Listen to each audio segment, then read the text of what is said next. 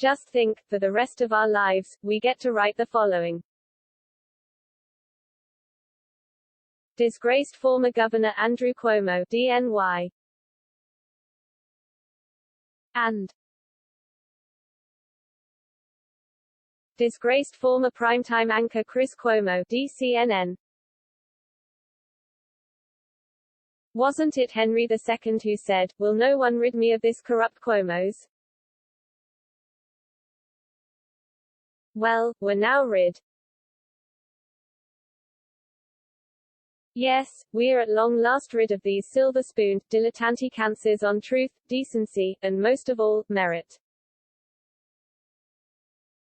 What a fall. Wasn't it just yesterday that Fredo was talking about running for mayor of New York and Andrew was on CNN with Chris every night to dry hump his legend into a run for the presidency? It sure feels like yesterday. What a difference a day makes. What I enjoy most about the fall of Fredo and Andrew is why they fell. The why is fascinating, illuminating, and revealing. The why is also what's important to keep in mind when you look at the lack of values in the Democrat Party and CNN. Did I just repeat myself?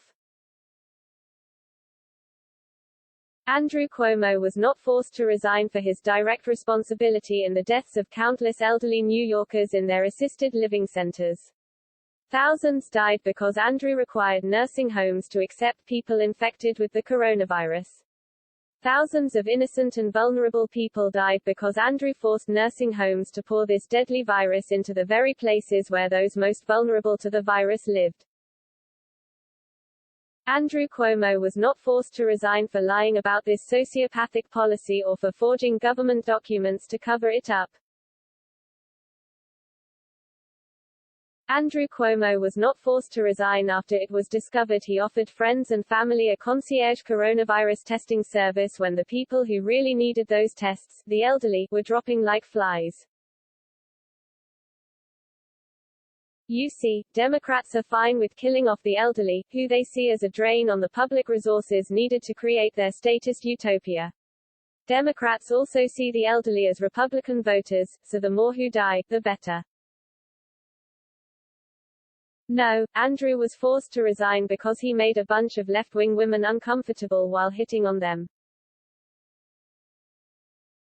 See, if you're a Democrat, you can kill all the old Republicans you want. Just don't make the leftist ladies uncomfortable. The same goes for CNN. Fredo Cuomo was not whacked for violating his quarantine while infected with the China flu. He was not whacked for staging the fake exit of his quarantine on CNN. He was not whacked for accepting Governor Brother's concierge testing service as the elderly dropped like flies. He was not whacked for grabbing a colleague's butt, or for joining Governor Brother's crisis team, or for ginning up violence in black neighborhoods, or for repeatedly violating mask mandates as he lectured the rest of us to mask up. And last week, he was only suspended, and expected to return after the holidays, when it was discovered he used his position as a CNN anchor to dig up dirt on Governor Brother's accusers. No, Fredo finally got whacked for, well, we don't know what. CNN isn't saying. Here's the relevant part of the fake network's statement. Chris Cuomo was suspended earlier this week pending further evaluation of new information that came to light about his involvement with his brother's defense. We retained a respected law firm to conduct the review, and have terminated him, effective immediately. While in the process of that review, additional information has come to light. Despite the termination, we will investigate as appropriate. Emphasis added. Whatever it was that finally rid us of this corrupt Cuomo, you can bet that it had zero to do with journalistic ethics or basic morality and everything to do with offending the left or malevolent mini-Bond villain Jeff Zucker.